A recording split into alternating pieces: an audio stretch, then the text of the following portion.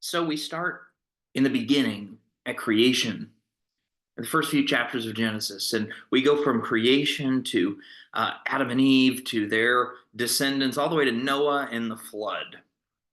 And on the first day, it says in Genesis 1, God created the heavens and the earth, and it was very good. And then the second day, God created the skies and the seas, and he saw that it was good. It's kind of sing-songy like that, right?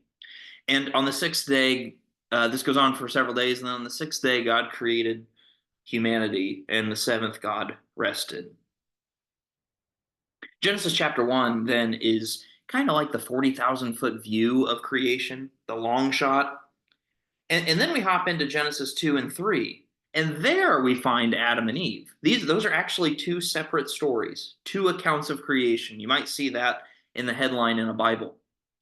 And the second account of creation is Genesis chapters 2 and 3. And here we find Adam and Eve and the fruit and the serpent hiding from God. You read that by now.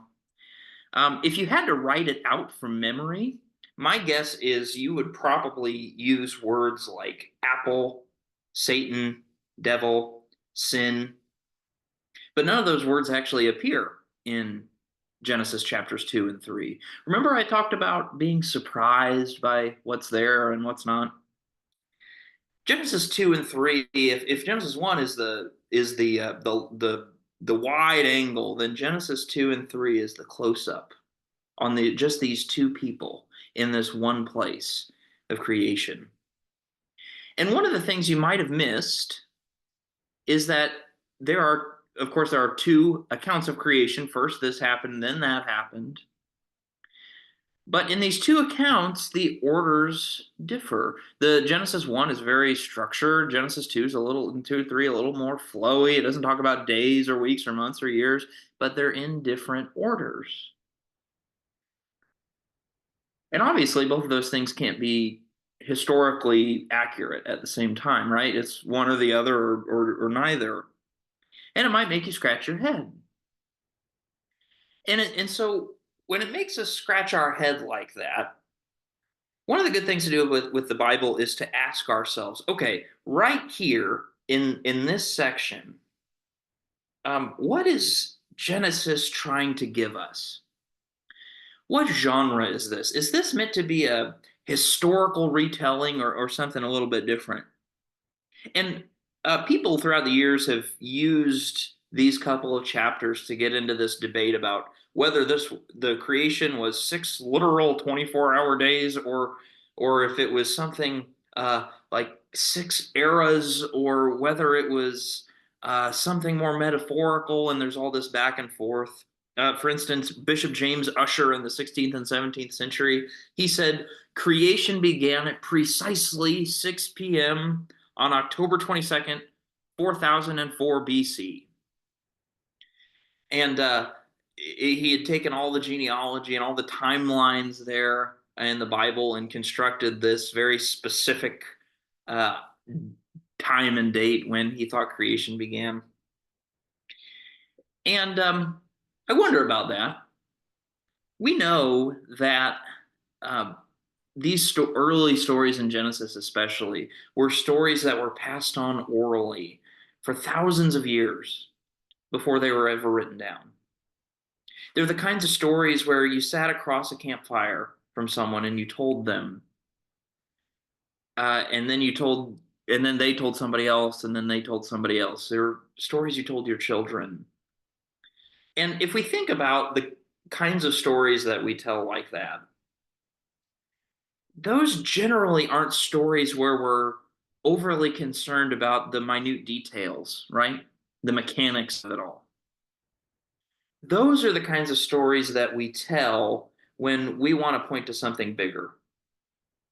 Those are the kinds of stories that they sat around the campfire and they looked around and they said, take a look at the grass and the trees.